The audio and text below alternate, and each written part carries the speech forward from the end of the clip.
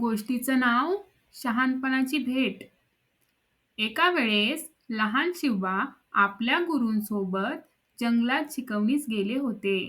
शिकवणी संपल्यावर गुरुजींनी सर्व विद्यार्थ्यांना एक एक फळ दिलं आणि सांगितलं, हे फळ कुठेही खा, पण एक अट आहे, जिथे तुम्हाला कोणी पाहणार नाही तिथेच खायचं.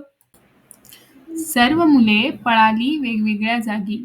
काही झाडामागे गेले, काही गुहेत गेले आणि फळ खाऊन परत आले. शिवबा मात्र परत येताना हातात फळ घेऊन आले.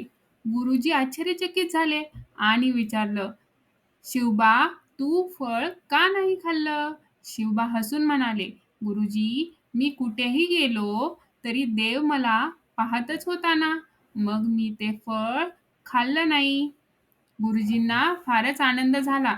त्यांनी शिवबांचं कौतुक केलं आणि म्हटलं, तू खरंच राजा होशील शिवबा, कारण तुला शहाणपण आणि श्रद्धा आहे.